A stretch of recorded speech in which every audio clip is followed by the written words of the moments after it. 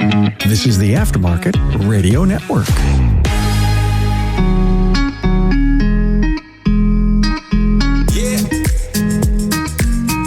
Welcome, Speak Up listeners. Speak Up Effective Communication is the show on the Aftermarket Radio Network aimed at developing our communication and leadership skills. I'm your host, Craig O'Neill, and with me today, once again, is friend of the show, friend of mine, Evan Wisner. Evan, thanks for being here with me. Thanks for having me, Craig. Absolutely. Now listen, Evan is here as a guest again because I get to see Evan share his wisdom fairly regularly at our home Grand Rapids Toastmasters Club 404. If you're ever in Grand Rapids on a Tuesday night, you'll have to visit us.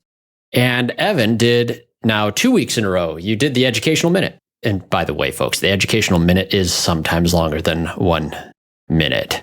That's okay. The topic was on the fear of public speaking, something we talk about a little bit here on this show. We need to talk about a little bit more. We have a term for it. It is glossophobia, the fear of public speaking. But what was so impactful from Evan is his expertise in counseling, an EQ expert himself. I think, Evan, you brought a lot of your expertise into this topic. That's why I want to go into it. You went right to the roots of why it's such a pronounced fear. And yeah, thanks for joining me, man. I'm happy to talk more about things I like talking about. Absolutely. No fear of speaking about this at all. But let's hear more from Evan after we hear a word from our sponsors who make this show possible.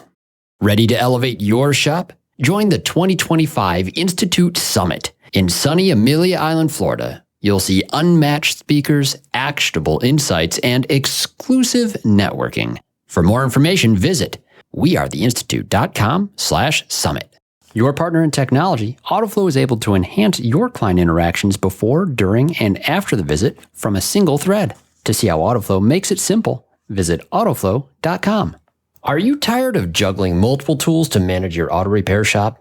Say goodbye to the chaos and hello to streamlined efficiency with AutoLeap, the #1 all-in-one auto repair shop management software. With AutoLeap, you can sell more, save precious time, and delight your customers with every interaction. Your trusted companion, ShopDog Marketing, is right by your side, attracting the best customers and building long-term growth. Call ShopDog Marketing today or visit shopdogmarketing.com. Unlock your communication insights with Inbound's AI-powered call analytics for auto repair shops. Learn more at callinbound.com. We're back, and we're here with Evan Wisner, my friend from Grand Rapids Toastmasters Club 404, and we are speaking about the fear of public speaking. Now, Evan, I heard the statistic on this is 76% of all people have the fear of public speaking, glossophobia, 76%. I would say that is probably very accurate for like people who are like, yeah, they will do anything they can to avoid it. That they actively have that fear of public speaking is most people. I definitely feel that. But I would say like, I don't think I've ever met someone who didn't feel that fear and feel that anxiety, but their preparedness to handle it allowed them to speak very well and to speak their truth well. But it doesn't mean that they weren't experiencing that fear and then they weren't engaging with it. Yeah, there's the funny Jerry Seinfeld stand-up routine where he talks about the fear of public speaking and that most people are afraid of it. And that must mean that the person up there giving the eulogy would rather be the person in the casket. Because it is a fear that people have that is greater than even the fear of death. And I think that's funny. I've heard more people say that they're afraid of public speaking than of like falling off a cliff or heights or like any of those. Yeah, they'd rather go skydiving than public speak, you know? And we've witnessed this a few times, actually many times, Toastmaster members that find their way into our club and they're there the first time and sometimes they don't know they're going to have to introduce themselves as we go around the room. And even that, the symptoms start to show. And those symptoms are elevated heart rate, sometimes sweating, just shaking, nervousness, quivering in the voice is obvious. People will turn red with rash. One of our newer members begins to get very flush when she's speaking, and that's something she's hoping to avoid in the future through practice, of course. And I don't know about you, Evan, but I think you probably do share this. That's actually become one of my favorite things about Toastmasters is watching people conquer that fear as they continue to show up. I definitely recognize that you can really judge someone's progress, like have a good evaluation of someone's progress on the general confidence that they show up with more often. So like the more confident they are, the more assertive, the more really in their speech, prepared. And like the anxiety, the fear, all of that stuff is far less or not recognizable at all, depending on how the accomplished level of the speaker. Yeah, I've seen it the other way around too, Evan, where a lot of times the preparation work that goes into it, they've built up their nerves even more in that whole time leading up to this thing. It's a whole different scenario in that regard. But look, you talked about the root of the fear when you were giving your educational minute. And I'd love for you to go into some more detail on what you have found in that. Well, thank you, Greg. When we had discussed this, I'm like, yeah, I wish I had more time to talk. And you're like, I've got the venue for you. And I appreciate that. Absolutely. The fear of public speaking is not the fear of public speaking. The fear of public speaking is fear of rejection. It is a social evolutionary trait. So like we developed this as human beings culturally because we formed into groups for survival. And we are more successful in groups for survival. So the fear of public speaking is really the fear of being rejected by the group, saying the wrong thing and having the group reject you. And I mean, worst case scenario, that, like turn into an angry mob and like, go the complete opposite of what you want. And so that is a fear that is just innate in the human experience of not being accepted into the group. Yeah, early human societies. And so there's a moment during public speaking. It doesn't matter how accomplished you are. It doesn't matter how good you are at public speaking. It doesn't matter how prepared you are. It doesn't matter how long you've been doing it. Like that fear creeps in. It's this moment of like awareness. You have the awareness that like I could say something wrong and it could go very badly for me. And at its core, the fear is I could say something wrong and this group could reject me and that would impact my survival and I would die. So there's a moment where your brain freaks out and goes, if I say the wrong thing, I'll die. Like that's real. That's like a real experience that like you feel.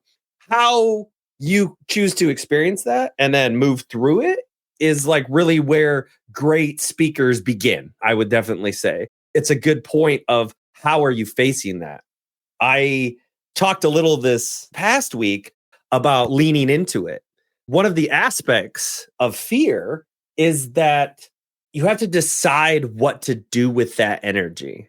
You have to first acknowledge it. So like a lot of times you get up there, right? You're feeling it, the experience, exactly what I'm talking about. This like deep rooted evolutionary fear that just popped out of nowhere. You feel it, but then like, what do you do with it? How do you respond out of that feeling? For me, I've always said you lean into it because physiologically, the way that you experience anxiety and the way that you experience excitement are physiologically almost the same. That your body, your brain, everything that is going on is basically exactly the same. The only thing that is different is your perspective. Is this something, there's an unknown. And so you're having like, there's like this elevated, I don't know what's going to happen. And then anxiety says, I don't know what's going to happen and I'm afraid it's going to be bad, And excitement says, I don't know what's going to happen, but I'm excited to find out. And like with speaking, instead of being afraid of speaking, lean into it and be excited to speak, excited to take on this challenge, right? You're really going to, I'm going to stand up. I'm going to do a difficult thing that everybody's afraid of, right? At their core, like everybody doesn't like doing this. I'm going to get up there and I'm going to crush it. I'm going to get up there and I'm going to speak brilliantly. I'm going to talk my truth. I'm going to speak well. And if you come at it from that perspective, then you're leaning into the perspective energy of what could go well, what could go right, and leaning away from the energy of what could go wrong. And so you're more likely to find what will go right. You're more likely to speak in flow. You're more likely to speak in a good tone with the correct gestures and those things because you're looking for them. That is what I encourage a lot of people to do. The first week, I mentioned taking a breath.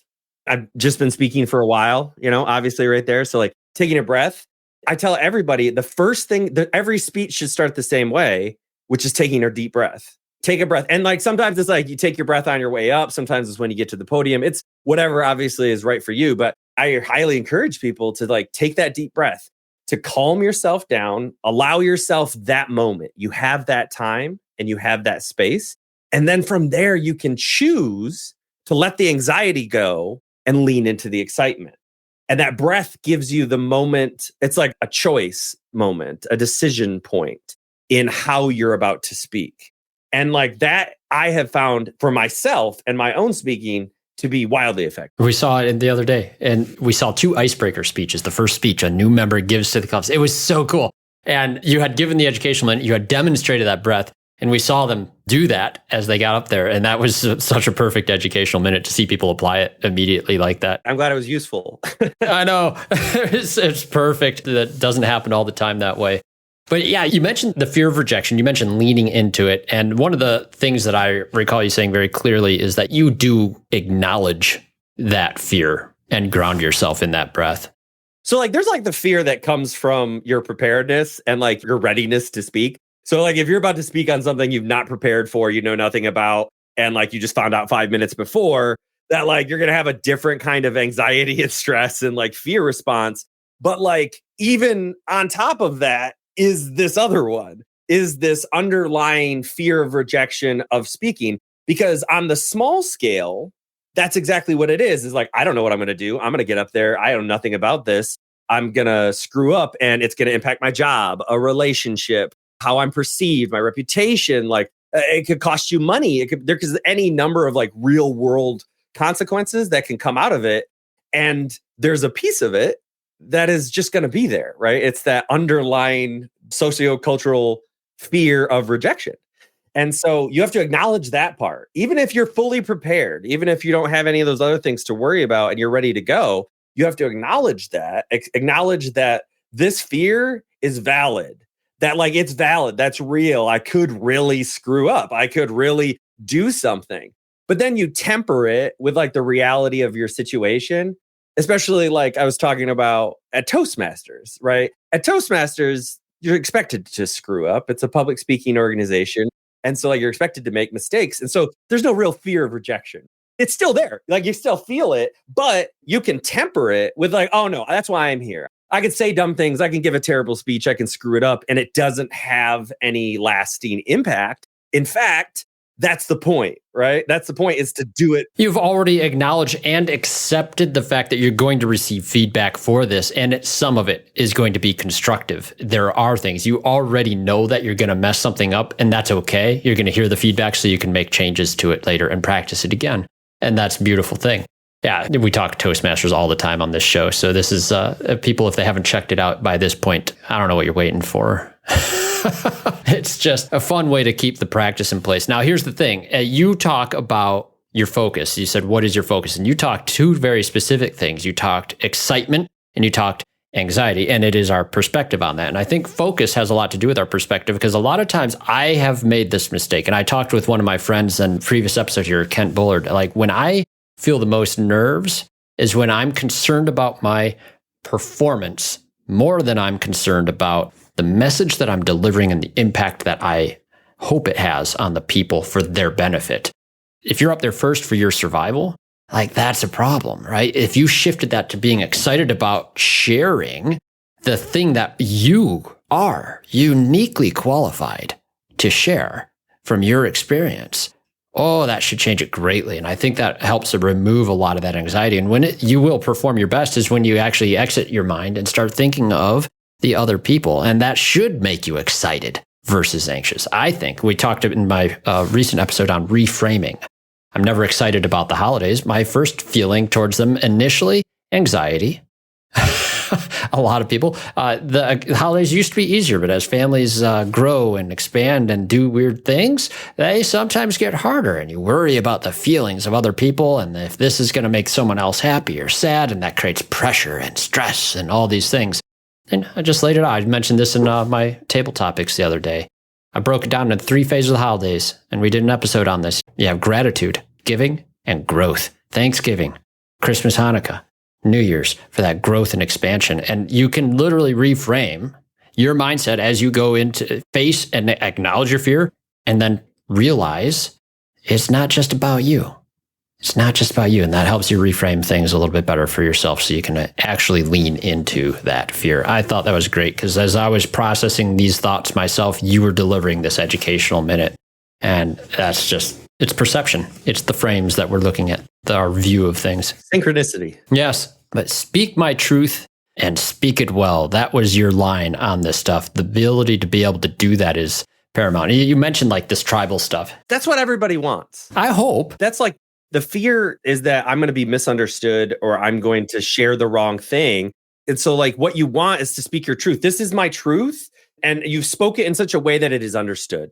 Even if it's not accepted, it's understood. And like, that's what everybody wants. They want to be able to speak their truth and to speak it well. Because you can speak a truth poorly and then it doesn't go very well for you. Well, and you got to remember the inverse of that statistic, Evan. The other side of that statistic, 76% of people being afraid was, all right, 24% of people are not afraid at all of getting up and speaking whatever they want. When sometimes they should be. Yes, it might not be a truth. I know, I've been that person. Oh, heck yes. I think we all have spent time as that person. Well, I was like, why didn't somebody tell me to shut up? Like, why did I keep talking? Yeah, for sure.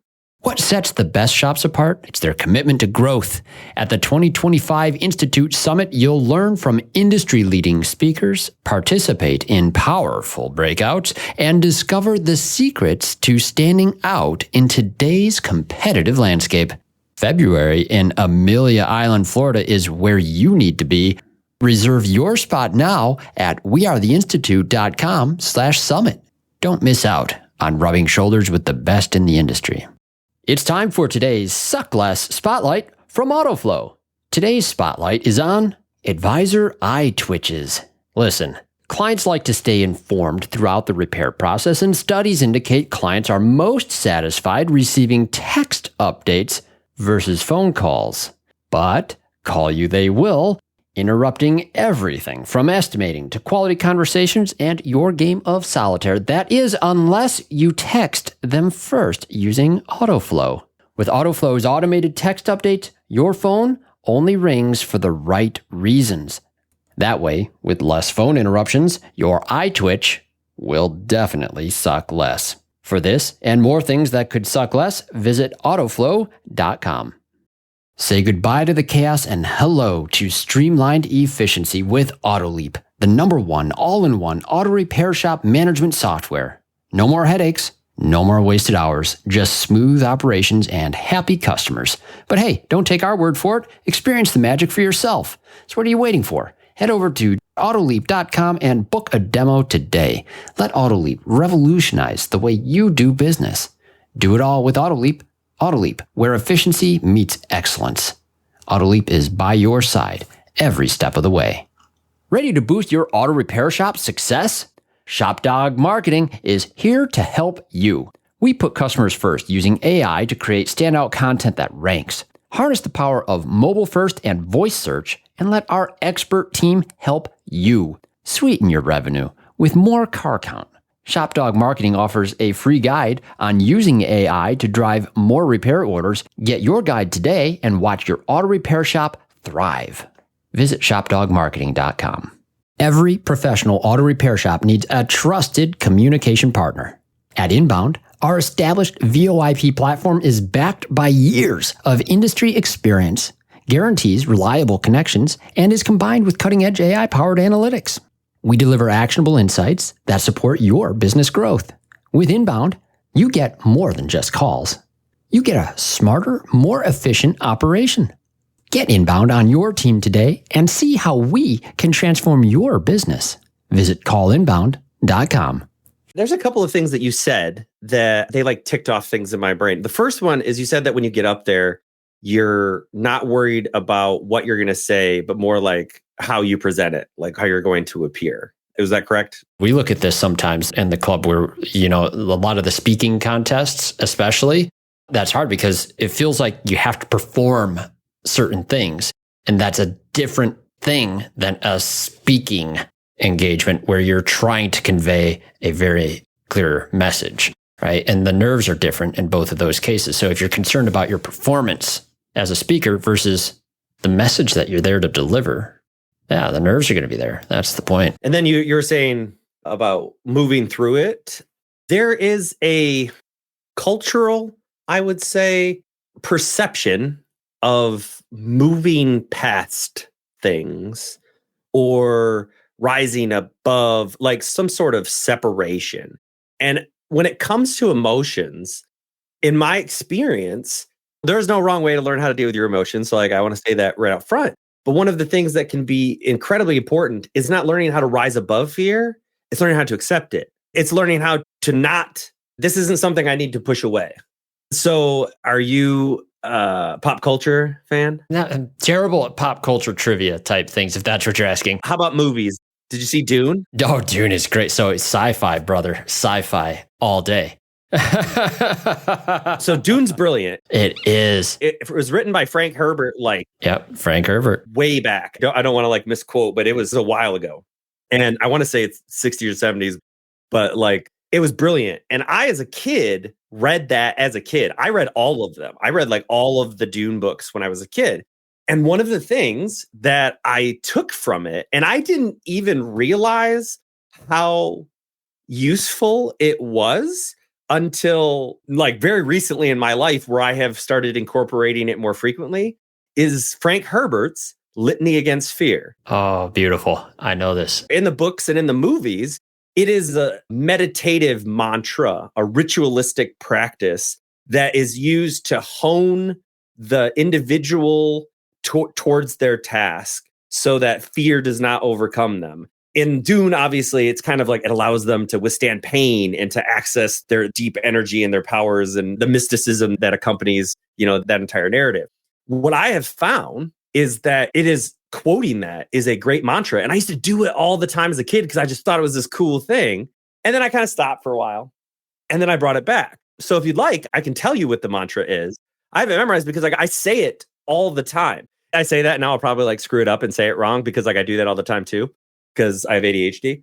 But I use it as like, there are times where I'm experiencing fear or I'm experiencing a rush of emotions and I'm not sure about a lot of them. And that unsuredness feels like fear, feels like there is some kind of thing that I need to deal with.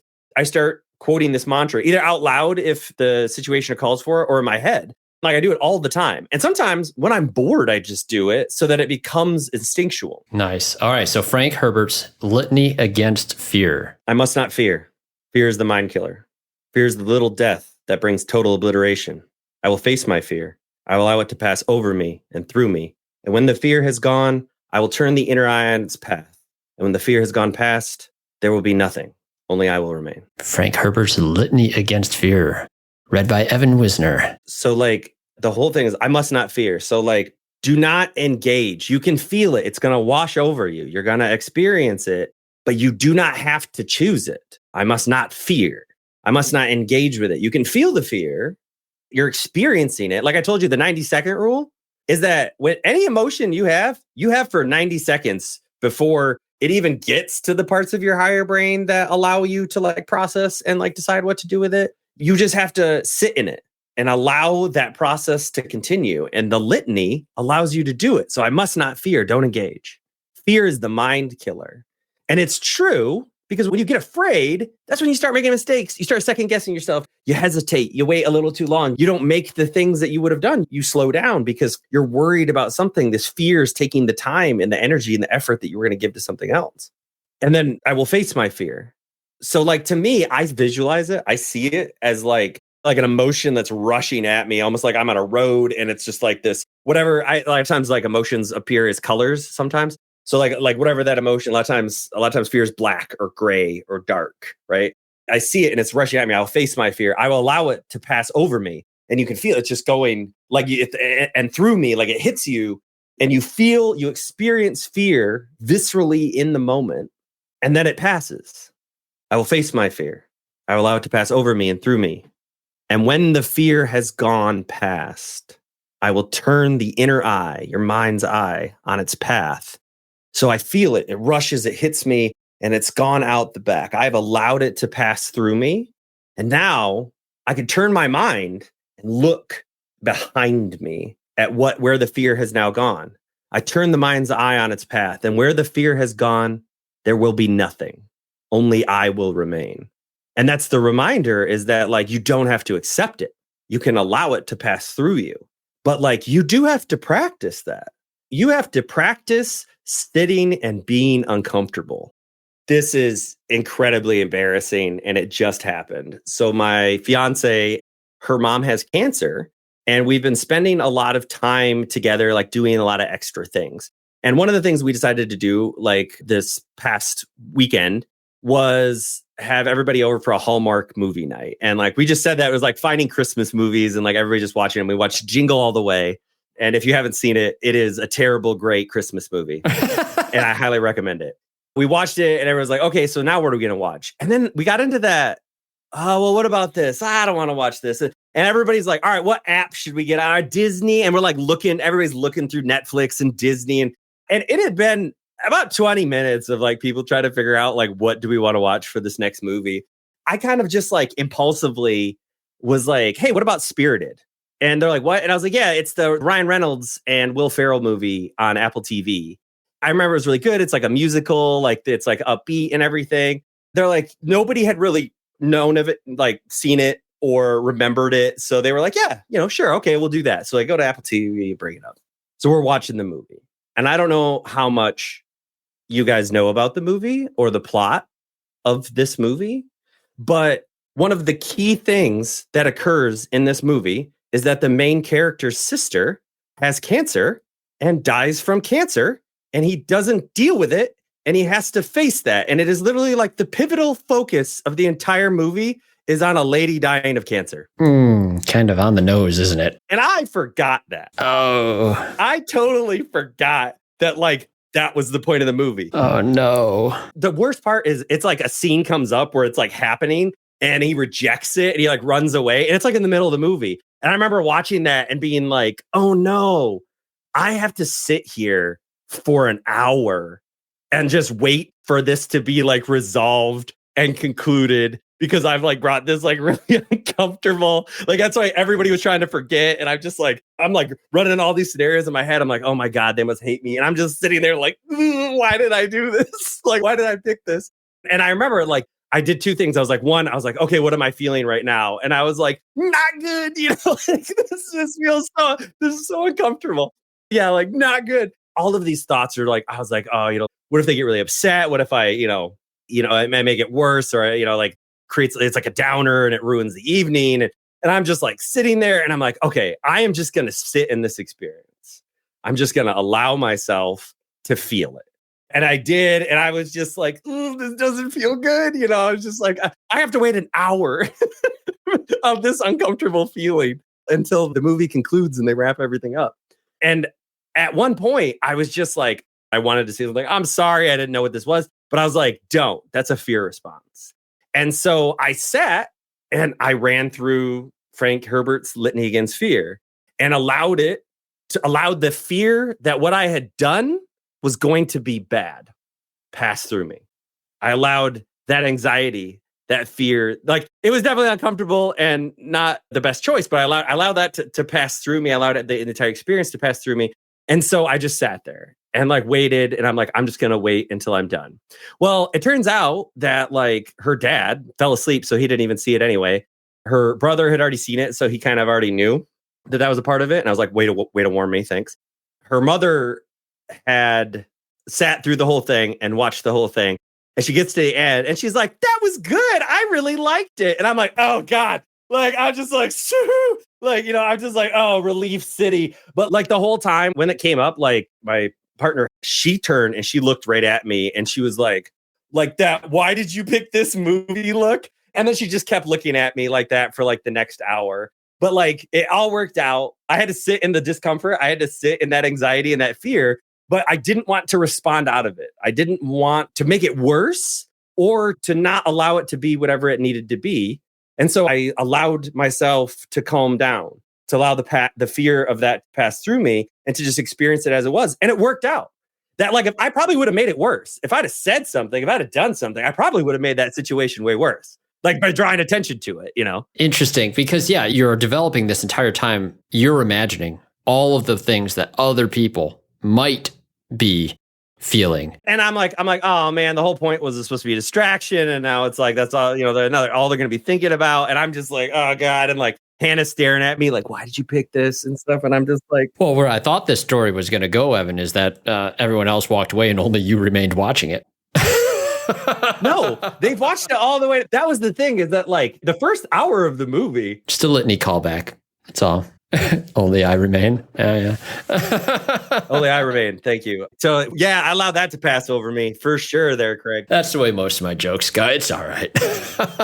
And I'm glad that I had those skills and I have practiced that particular one and that I used it and it was effective. In a way that most people wouldn't even think of, Ed, too. So it's interesting, though, because every time you have the fear of public speaking, like me and my boss, Chris, will be teaching a course on this titled Speak Up, Effective Communication at a conference called Vision. It's in Kansas City. That'll be later in early March. Looking forward to it. It's a ton of fun. And one of the things we did last year, where we did this kind of a speech workshop, the stage is reserved for the people in the audience, actually. They get to go up and give a speech in this class. So a lot of fun.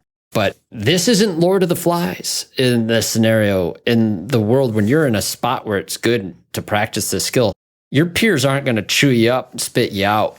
These are people that care about you, are all there on the same goal. And I think it's a worthwhile endeavor. Find that group of people and practice with that. But no, Evan, thanks so much for sharing this stuff with us on this topic. It's one that is going to come up regularly. The fear of speaking, whether it's an audience of one or audience of 1,000, it matters not. That anxiety that comes in from it is something that you can acknowledge, you can lean into it, and you can grow past it.